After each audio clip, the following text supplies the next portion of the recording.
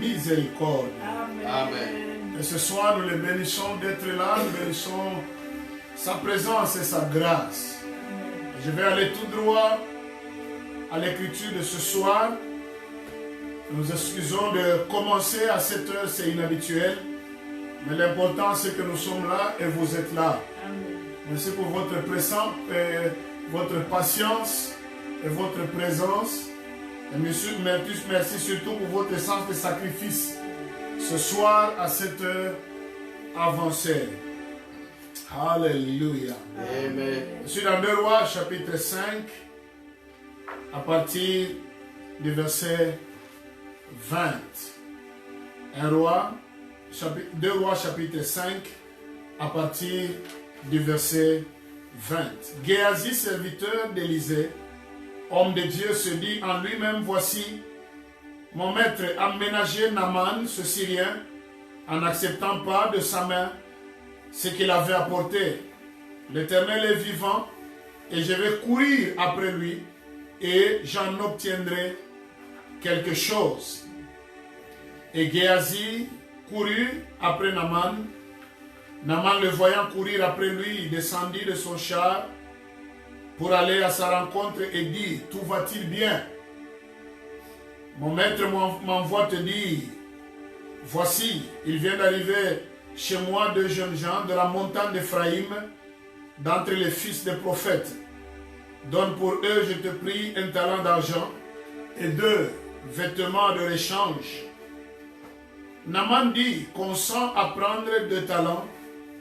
Il le pressa, et il sera 2 talents d'argent dans 2 sacs, donna 2 habits de rechange, et les fit porter devant Géasi par 2 de ses serviteurs. Arrivé à la colline, Géasi les prit de leurs mains et les déposa dans la maison. et il renvoya ces gens qui partirent. Puis il alla se présenter à son maître. Élisée lui dit, d'où viens-tu, Géasi? Il répondit, ton serviteur n'est allé ni d'un côté ni d'un autre. Mais Élisée lui dit, mon esprit n'était pas absent lorsque cet homme a quitté son char pour venir à ta rencontre. Est-ce le temps de prendre de l'argent et de prendre des vêtements pour des oliviers, des vignes, des brebis, des bœufs, des serviteurs et des servantes? La lèpre de Naaman s'attachera à toi et à ta postérité pour toujours.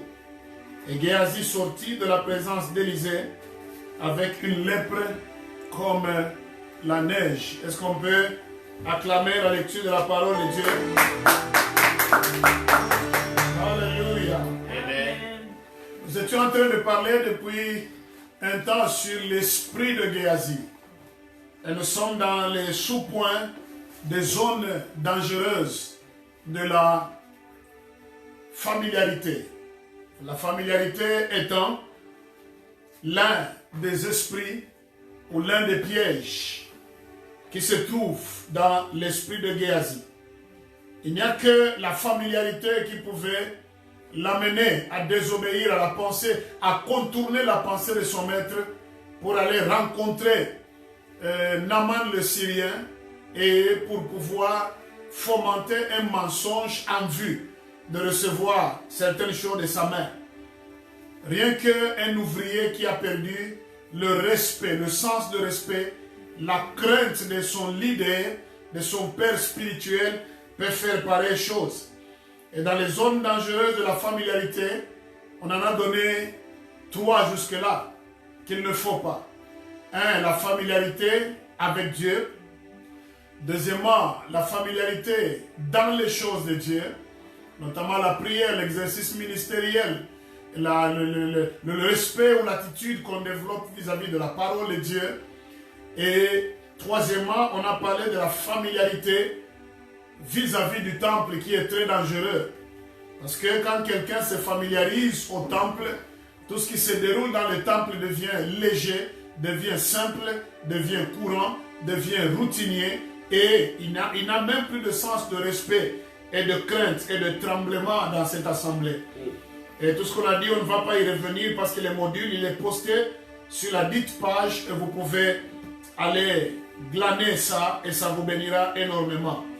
La dernière zone dangereuse de la familiarité, mon ami, c'est toutes ces zones sont d'égale importance, d'égale dangerosité. C'est la familiarité à l'égard ou avec l'homme de Dieu. La familiarité avec ton homme de Dieu. Autrefois, on avait lu un autre texte dans Luc, là où Jésus s'est rendu à Nazareth, où il n'a pas fait beaucoup de miracles, à part quelques petites guérisons, tout simplement parce qu'on a vu en lui un enfant à qui on est familier, un enfant qui est né dans l'environnement. Alors le familier là revient en enseignant de la parole, il revient en Messie, mais les autres là lui rappellent tout simplement ce qu'il avait été au milieu d'eux. La familiarité à l'égard de l'homme de Dieu est une zone sur laquelle il ne faut pas fouler ton pied. Entre le sacrificateur, porteur de l'arche et le peuple, il y avait dans la Bible une distance de 2000 coudées. Il fallait qu'il y ait une distance entre les sacrificateurs et le peuple dans la marche avec l'arche. Il fallait garder cette distance-là. Empiéter, enfreindre cette distance, c'est se créer des ennuis inutilement dans la vie. Chacun de nous a toujours un homme établi sur lui dans la marche avec Dieu. Tu as ton pasteur, tu as ton guide spirituel, tu as celui qui te dirige, qui te nourrit. Ne te familiarise jamais à cet homme-là. Il peut paraître simple, il peut paraître peut-être terre à terre, mais n'oubliez pas que c'est un don de Dieu au milieu de vous. Amen. Il peut mal parler français, il peut avoir, ne pas étudier suffisamment. Il peut être socialement moyen ou même médiocre. Il peut ne pas avoir ton standard, il peut ne pas avoir ton niveau. Mais il demeure ton homme de Dieu et il demeure une bénédiction. Tu lui dois du respect, ne te familiarise jamais à lui. Écoute ceci. Ton guide, ton pasteur, ton père spirituel peut être jeune par rapport à toi, moins âgé que toi. Il reste ton père spirituel. Ton père spirituel peut peut-être n'avoir pas voyagé comme toi qui sillonne le monde, mais il demeure ton père spirituel, ton homme de Dieu. Amen. Il peut socialement trimer pendant que toi tu es nanti, tu es à l'aise. Il est ton homme de Dieu. Il peut être ton beau-frère dans la chair, mais il est ton homme de Dieu. Yes. Alléluia. Amen. Quel que soit son aspect extérieur, quel que soit ce qu'il peut représenter, ton homme de Dieu reste ton homme de Dieu. Ne te familiarise jamais à lui. Amen. Garde toujours une distance. Surtout comme j'avais dit la fois passée, des fois, il y en a qui brillent par trop de visites au bureau de leurs enfants, trop de visites dans leur maison. Si chaque fois qu'il vient chez vous, voyez-le toujours nouveau et sachez que c'est le ciel qui vous visite au travers de lui. Yeah. Ne vous familiarisez jamais à lui. Ne parlez jamais en mal de lui. Ne le combattez jamais. Ne vous familiarisez pas à lui, mais faites tout pour garder le respect et l'honneur à l'égard de cet homme de Dieu. Est-ce qu'on peut dire Amen? Amen. Je vais vous donner quelques méfaits de la familiarité avec son homme de Dieu. À vrai dire, tout chrétien, tout enfant de Dieu a une seule bergerie. Il a un seul berger.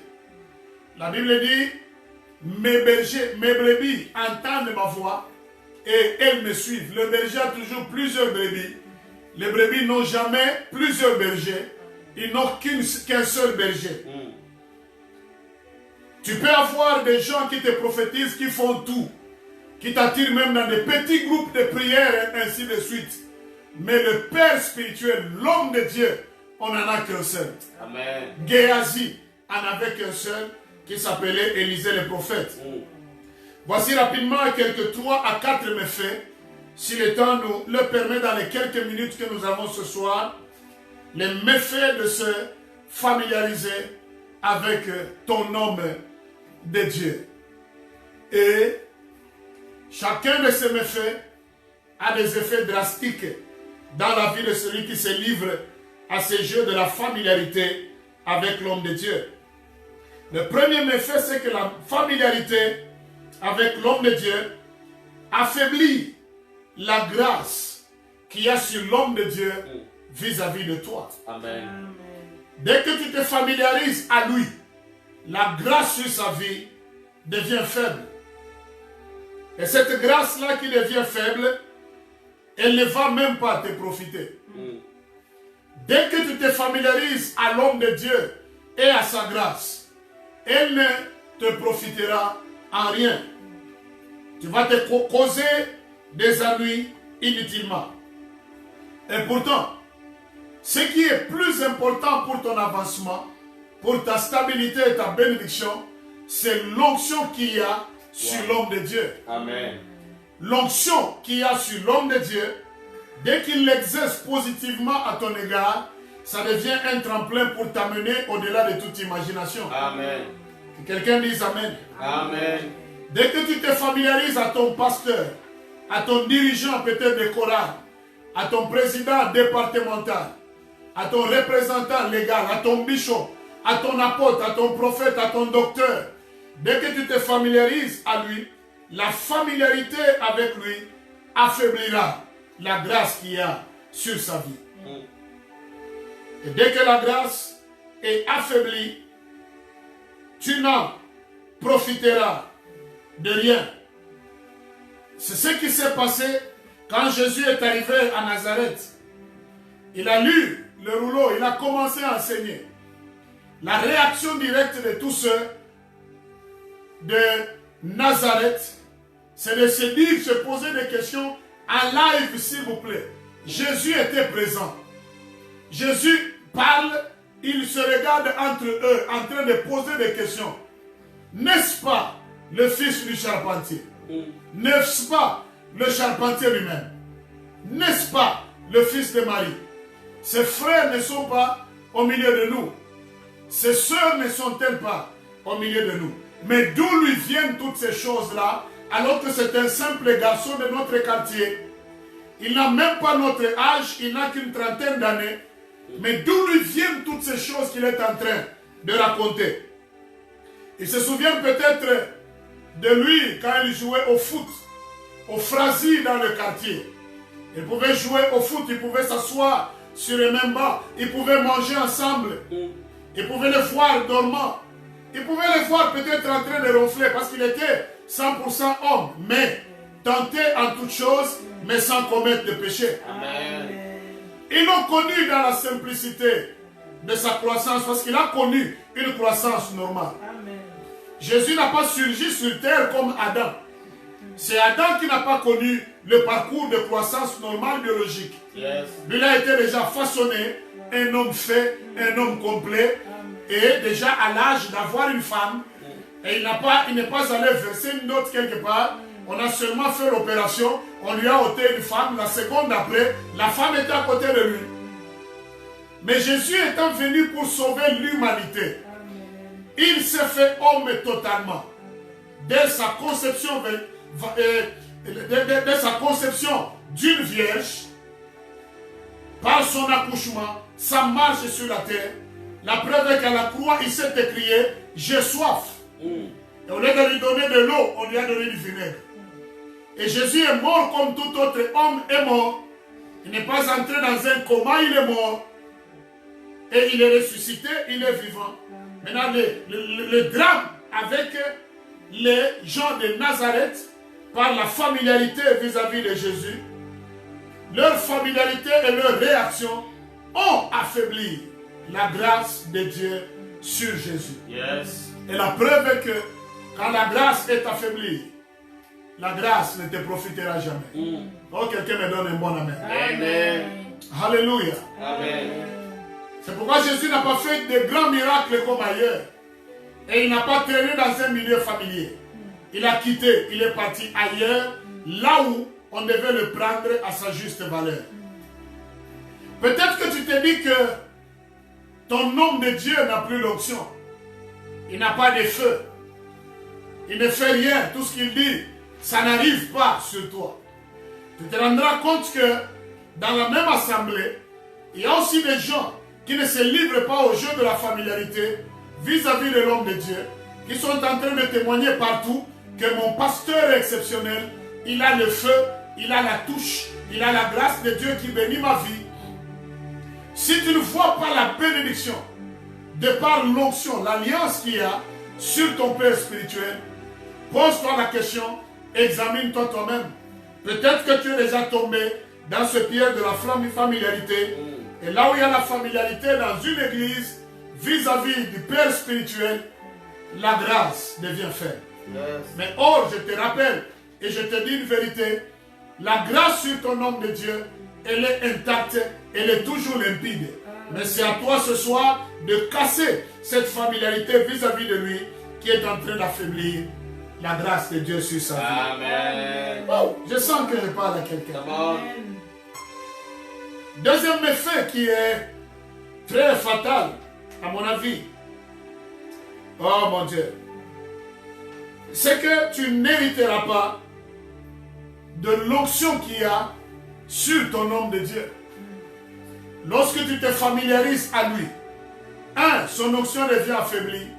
Deuxièmement, tu ne peux pas hériter des effets positifs de cette onction ou hériter même de cette onction-là après lui.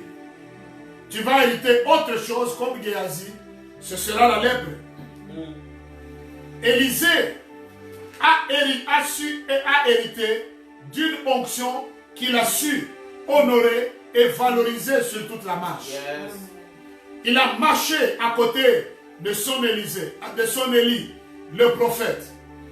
Il a su valoriser l'onction sur Élie, l'alliance sur Élie, la grâce sur Élie. Et lorsque l'heure de la montée d'Élie est arrivée, comme il ne fallait pas qu'il y ait rupture dans l'action de Dieu sur terre et en Israël, Dieu a fait que l'onction qu'il a valorisée, il a pu hériter de cette onction-là. Écoute ceci. C'est uniquement l'onction que tu sais valoriser qui ajoutera la valeur à ta vie. Amen. Oh mon Dieu. Amen. Ça c'est puissant. Rien que l'onction que tu sais valoriser ajoutera la valeur à ta vie. Yes. En d'autres termes, ce que tu valorises, c'est ce qui te valorisera aussi. Yes. Alléluia. Amen. Géasi a minimisé cette onction qu'il y avait sur Élisée.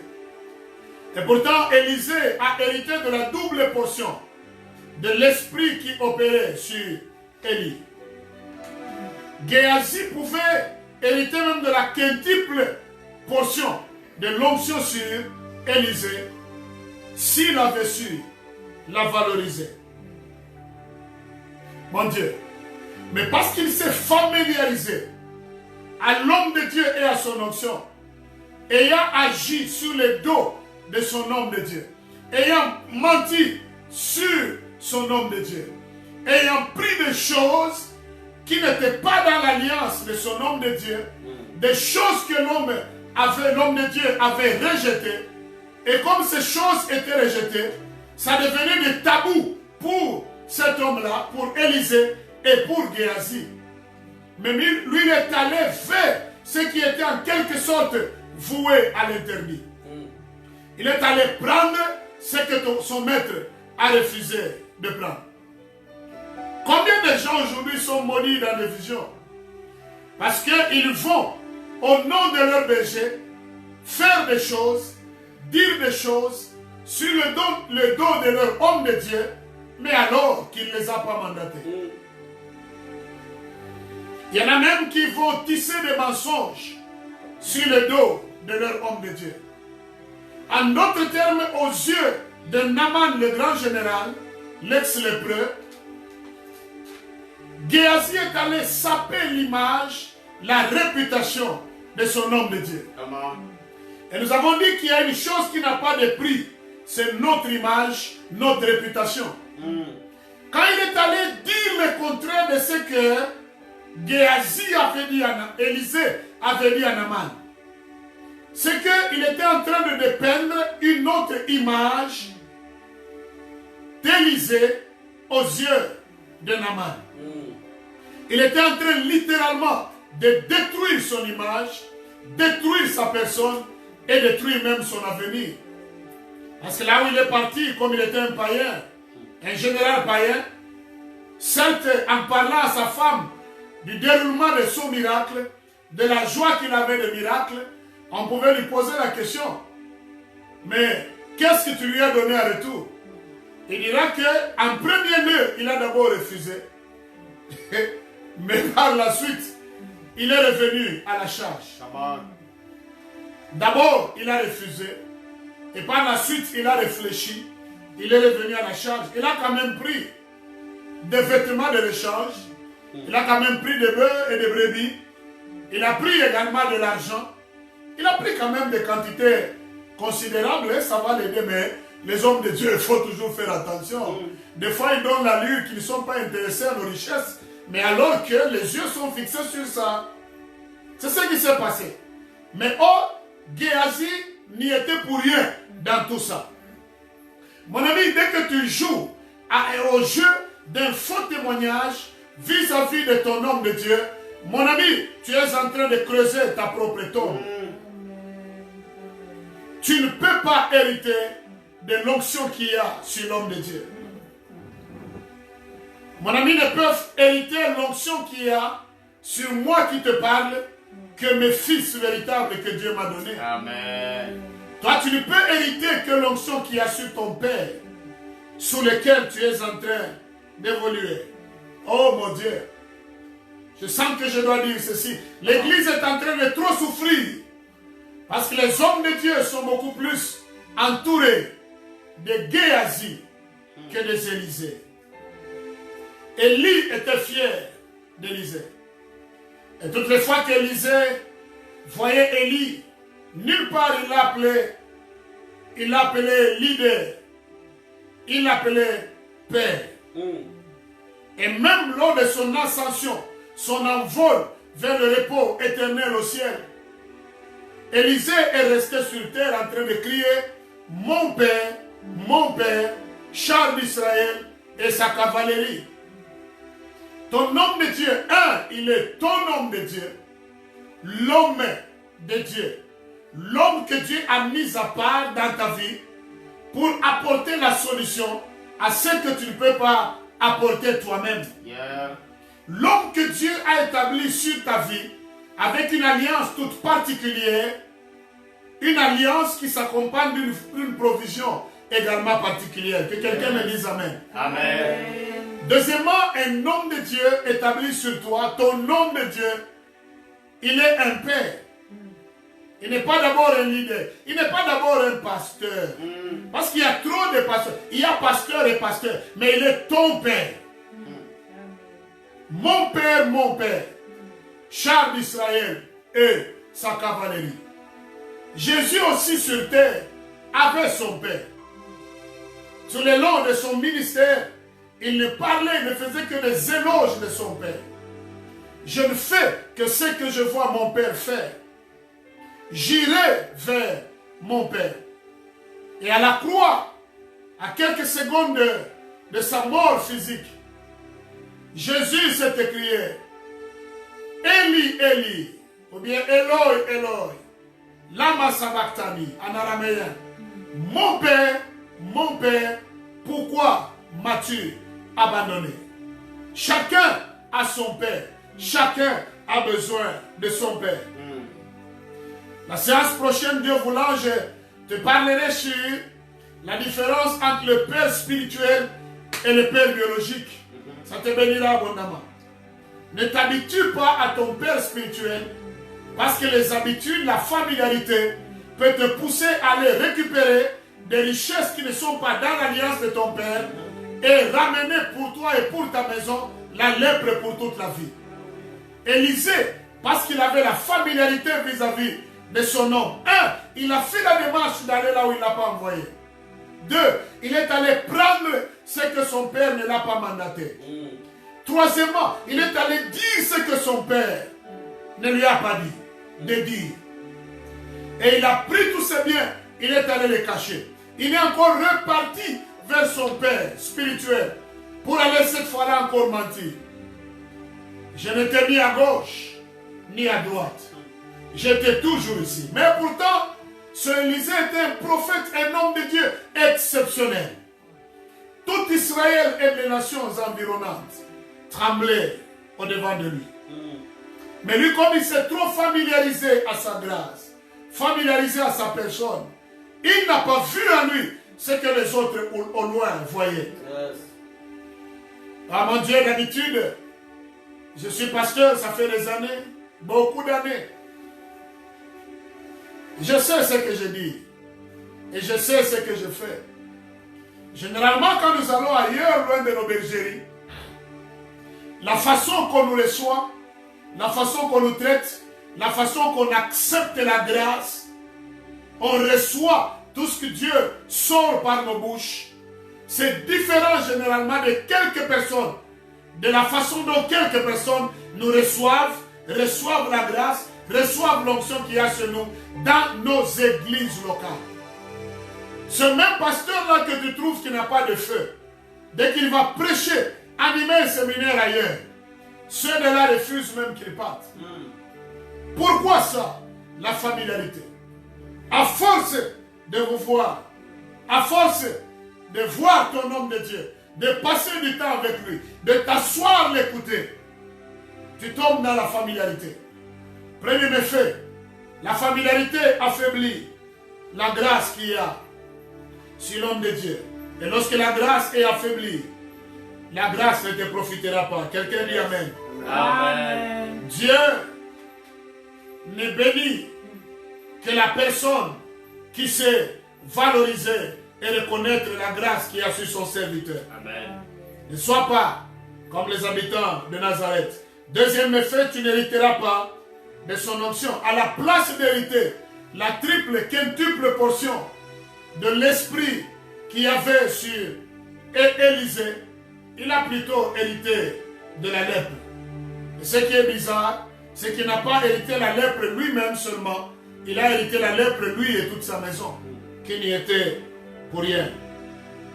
Est-ce qu'on est ensemble, les amis? Yes. Est-ce que ça bénit quelqu'un? Yes. Troisième effet de la familiarité ce soir, c'est que la familiarité fera de ton homme de Dieu un homme simple, un homme ordinaire. Come on. Un homme simple, un homme ordinaire. Merci Saint-Esprit. Je me rappelle, il y a des années en arrière, je ne sais pas, 92, 93, mon pasteur m'aimait beaucoup avec un ami qui est pasteur en Afrique du Sud maintenant. Il nous appelait pour passer du temps avec lui. Et dès qu'il nous donnait cette opportunité, c'était une occasion pour lui d'apprendre de sa bouche. Même parfois, il pouvait faire quelques blagues, même s'il n'est pas trop à blaguer. Il pouvait faire des blagues en passant, mais nous on apprenait même de toutes ces blagues-là. Un jour, on quittait le bâtiment de l'église, il était chez lui. Il n'y avait pas culte ce jour-là. C'était l'avant-midi, il était chez lui.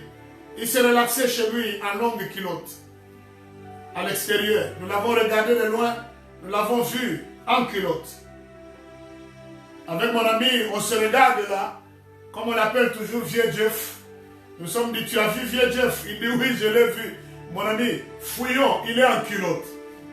Moi, j'ai dit, il prend de l'air. Et on a commencé à accélérer en faisant tout pour qu'il ne nous voie pas. Lui nous a vu de loin, il a commencé à crier, Damas, Damas. J'ai fait semblant. J'entendais, j'ai fait seulement semblant. Pourquoi? Je ne voulais pas l'approcher parce qu'il était en culotte. Et mon ami ne voulait pas l'approcher parce qu'il était en culotte. Il n'y a pas de mal qu'un homme de Dieu prenne de l'air en culotte. Voilà, c'était une longue culotte avec pudeur. Et il n'y avait, ce n'était pas la culotte de chambre. Maintenant, on a entendu commencer à nous siffler de loin. Et mon ami m'a dit, mon cher, tu entends? J'ai dit, j'entends. Est-ce que tu entends aussi? Ce sifflet signifie quoi? Il dit, ce sifflet signifie seulement que nous devons nous arrêter et aller vers lui par respect. Et nous nous sommes arrêtés, il nous a fait ça. Et nous sommes allés vers lui. On a tout fait pour ne pas lui fixer le regard. Qu'est-ce que je veux dire par ces points? On a grandi dans les choses de Dieu, faisant tout pour que nous ne prenions jamais l'ange de Dieu établi sur notre vie pour un homme ordinaire, un simple monsieur comme tous les autres de la rue. Amen. On savait qu'il était un oint de Dieu.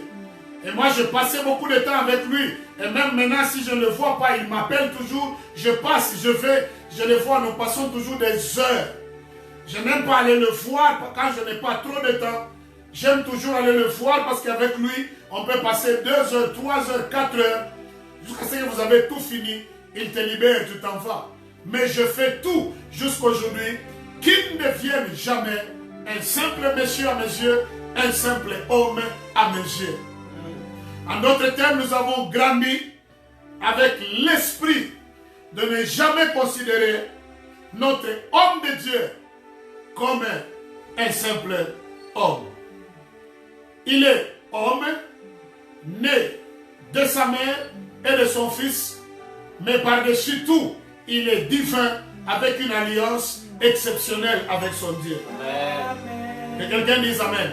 Amen. Que si ton pasteur devient simple, il devient un monsieur ordinaire, toute prédication qu'il va te donner, ça n'aura pas d'écho dans ta vie. S'il devient un simple monsieur, tout ce qu'il dira de ta bouche, de sa bouche, ce ne seront que des paroles simples, d'un simple homme, parce que tu l'as pris de son standard d'ange de l'Éternel, de ta bénédiction, de l'homme de l'alliance, l'homme du porteur, l'homme qui est porteur de la cruche d'eau, tu l'as ramené à un simple niveau d'un simple homme. Et par conséquence, la bénédiction et la grâce qu'il y a sur lui ne te profitera jamais. Yes. Oh! Alléluia. Amen. Est-ce qu'on est encore ensemble? Yes. Dernier méfait pour ce soir et puis on va prier de la familiarité vis-à-vis de l'homme de Dieu. Ça casse tout progrès dans les choses de Dieu. La familiarité avec l'homme de Dieu casse tout progrès dans les choses de Dieu. Je n'ai jamais vu des prophètes qui croissent à un niveau spectaculaire, qui avancent, mais qui n'ont pas de respect pour leur homme de Dieu. La familiarité vis-à-vis de l'homme de Dieu casse tout progrès dans les choses de Dieu, tout progrès dans le ministère, parce qu'il devient un simple monsieur et tout ce qu'il va te dire n'aura pas d'impact, le ciel ne va pas l'appuyer. C'est pourquoi beaucoup de gens sont passés à côté de leur bénédiction, à côté de leur croissance. Mon ami, je n'ai jamais vu quelqu'un si familiarisé à son père spirituel, qui progresse même dans la foi. Parce que dans l'assemblée, il n'y a qu'un seul homme de Dieu établi sur cette assemblée-là. De sa bouche peut sortir soit la vie, soit la mort pour toi. Yes. Il peut être la cause de ton progrès spirituel. Il peut aussi être la cause du frein de tout progrès spirituel dans ta vie. Yes. Mon ami, je sens que je dois te poser cette question. Quelle est ton attitude vis-à-vis de ton homme de Dieu? Quand les gens la plupart des gens qui ne payent pas leur dîme régulièrement, ou ils payaient, ils ont stoppé. C'est ça le grand problème. Ils se sont tellement familiarisés à lui qu'il devient un simple homme. C'est comme dans la plupart des maisons, il y en a qui disent, mais le pasteur là se prend pour qui? Il est qui? Nous tous nous travaillons pour Dieu, nous tous nous servons Dieu. Il y avait un Élie pour un Élisée. Il y a eu aussi un Élisée pour un Géasi. Il y a eu aussi un Jésus pour les disciples. Il y a aussi ton père spirituel pour quelqu'un comme toi. Mon ami, si les gens, les membres de l'église autour de toi, se familiarisent à votre ange établi sur vous, à votre homme de Dieu, toi ne tombe pas dans ces pièges-là. Amen. Garde le cap. Garde l'attitude positive. N'entre pas dans des critiques contre ton homme de Dieu. N'entre pas dans des critiques, dans la zone, dans le camp des gens qui parlent en mal de ton homme de Dieu. Amen. Ne t'associe pas aux gens qui combattent ton homme de Dieu. Surtout dans l'église, c'est très malheureux. Dans l'église, il n'y a pas de parti au pouvoir et de parti d'opposition. Dans l'église, il n'y a qu'une bergerie pour un seul sauveur, un seul Seigneur, sous l'impulsion de la grâce d'une seule personne établie comme berger sur cette assemblée-là. Amen. Vous pouvez désapprouver ce qu'il est en train de faire, que Dieu lui a dit de faire, mais il reste ton homme de Dieu. Écoute ceci. Je dis, cet homme de Dieu peut être ton beau-frère. Il est beau-frère à la maison, mais à l'église, ou pour ce qui est de ta foi, il est l'homme de Dieu. Amen. Il peut être ton père biologique, c'est aussi un autre piège. Parce qu'apparemment, on se rend compte que ce sont les enfants des serviteurs de Dieu qui ont des têtes en panne et des têtes en l'air. Parce qu'ils vivent avec papa à la maison. Ils connaissent trop papa à la maison. Ils savent quand papa se fâche.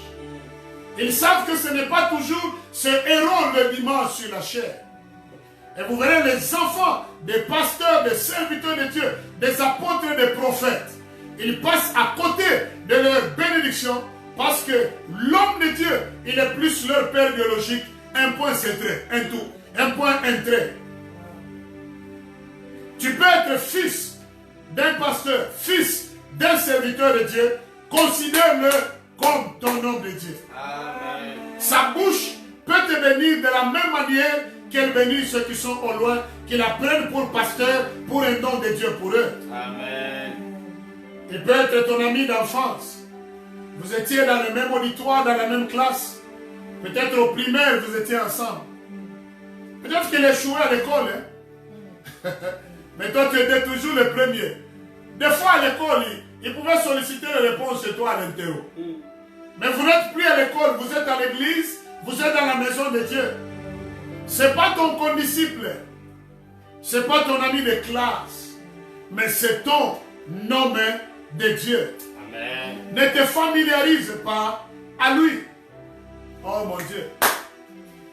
Vous pouvez avoir commencé la vision de l'église ensemble. Peut-être qu'au début, c'est toi qui soutenais trop cette église-là. Sa dot, c'est toi qui l'as versée. Peut-être la fesse qu'il avait mise à l'époque là. Comme à notre époque, il pouvait avoir le courage d'entrer chez Chitea, ou bien chez la référence, prendre une veste pour le mariage. On allait chercher des mohair, des coupes de mohair et des calbardines. Tu vois, tu ne connais pas ça. Toi, tu es né à l'époque de la Chine de Dubaï, de la Turquie, l'époque du prêt-à-porter. Nous, c'était les mohair avec un petit mocassin au pied. Et les mohair là, vous prenez, si c'est 3 coupes, on vous prend la mesure et vous allez chez les tailleurs en train de tourner. Mon mariage, c'est demain, ça doit finir. Moi, la veste que j'avais mise là, il y avait une maman de l'église qui allait en Zambie, qui travaillait, qui faisait les histoires, qui vendait les histoires de la mercerie, paix à son âme. Elle est allée, elle est revenue, elle dit, papa, je n'ai pas quelque chose à t'offrir. Tu as un costume, je dis, ma fille, je n'en ai pas. Elle a amené cette coupe-là, cet tissu. J'ai amené sur mon tailleur, il a confectionné. À la commune, j'étais très propre. Ne t'en fais pas, c'était propre aussi à l'époque. Mais même si ça n'a pas la brillance ou l'éclat actuel.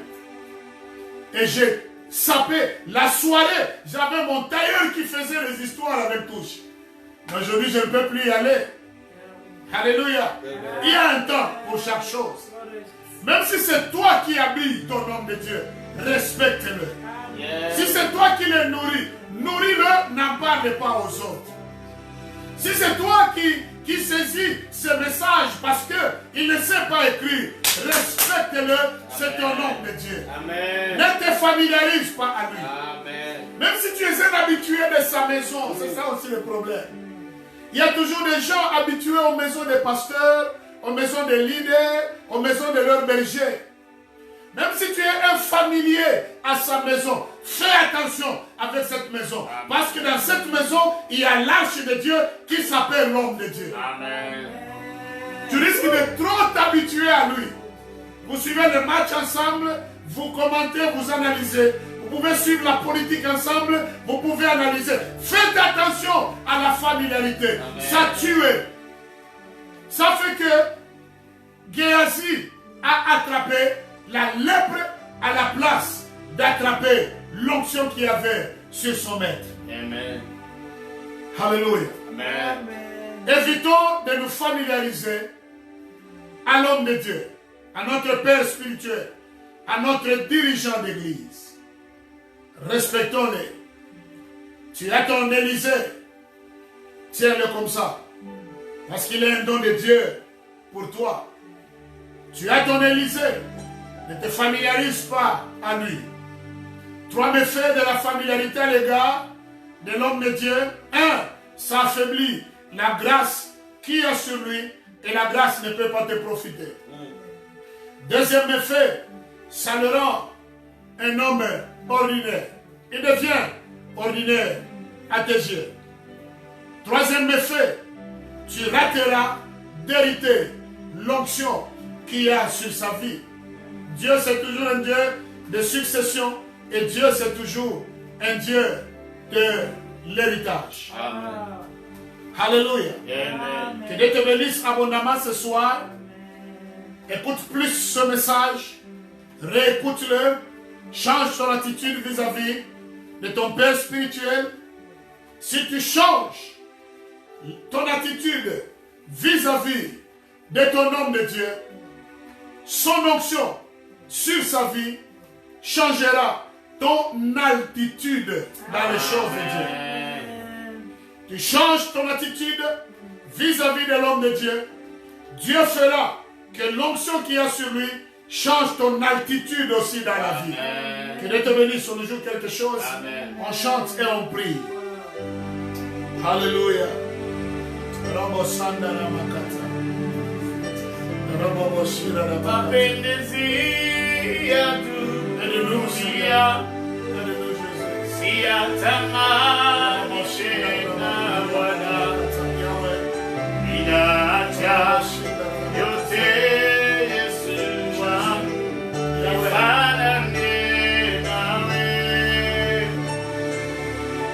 Mapenzi ya dunia siyatamani tena Bwana, naacha yote Yesu wangu, nifanane nawe, nifanane nawe, nifanane nawe Yesu.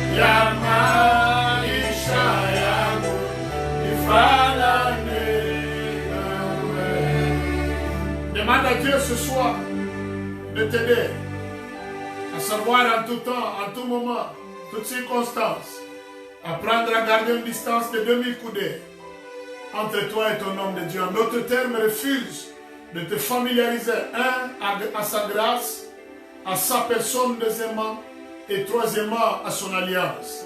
Même pas à sa vision. Refuse de te familiariser pour le réduire à un simple homme. mais vois en lui un homme mêlé à sa place pour que sa grâce te bénisse. Prie pendant 2 minutes seulement. Dans nos églises, nous voulons Jésus. Que toute familiarité tombe par le nom de Jésus. Et que nous soyons les hommes bénis par l'alliance de nos pères. Les gens établis chez eux, Seigneur. Pour la gloire de ton Saint-Nom, Seigneur.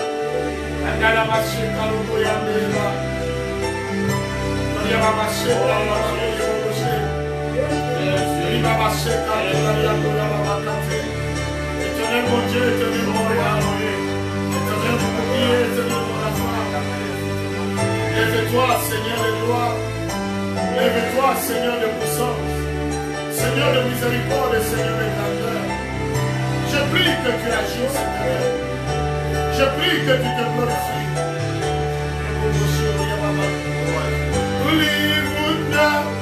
Il a bingu Yamakosa yangu Bwana ataniku tumikie Bwana nifanane nawe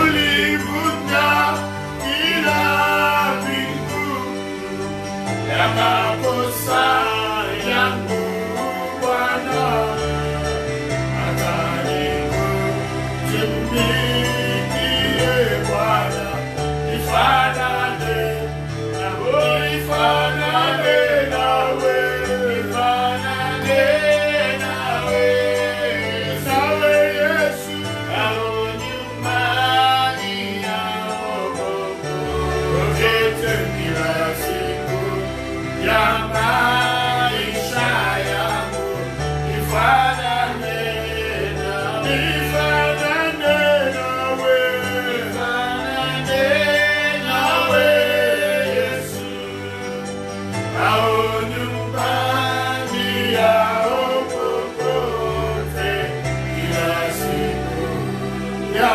maisha yangu nifanane nawe. Seigneur, que toute personne ce soir qui nous a suivis, qui s'est rendu compte qu'il est tombé dans le piège de la familiarité à l'égard de son homme de Dieu, de l'ange de Dieu que tu as établi sur lui, du berger que tu as établi comme gardien, nourricier de son âme. Il le voit comme un simple homme, un homme ordinaire. La grâce du leader est déjà diluée. Il n'avance plus dans les choses de Dieu. Et il n'a aucune part dans l'héritage de l'onction sur l'homme de Dieu qui revient à toi. Accueille-le, accorde-lui ton pardon, Seigneur. Et qui retourne aux bases, qui soient les bases normales pour une croissance et un parcours normal. Ne permets pas que nos cœurs arrivent à vilipender, à dénigrer l'homme de Dieu établi sur nous, ainsi que sa grâce. Mais laisse-nous, Éternel, le mettre à sa place, le voir en tant que tel, quels que soient les rapports qui nous unissent, quelle que soit la proximité que nous pouvons avoir avec lui, pour ne pas tomber dans le piège de Géasi, qui a hérité de la lèpre, au lieu d'hériter l'onction des miracles qu'il avait sur son Père spirituel. Merci Père, nous disons Amen et nous acclamons. Mon ami, avec mon équipe, nous croyons que nous t'avons béni ce soir. Écoute ce message, réécoute-le, envoie-le à quelqu'un en privé, si tu peux. Ça peut bénir sa vie. Mon ami, retiens cette phrase qu'on a dite pour terminer.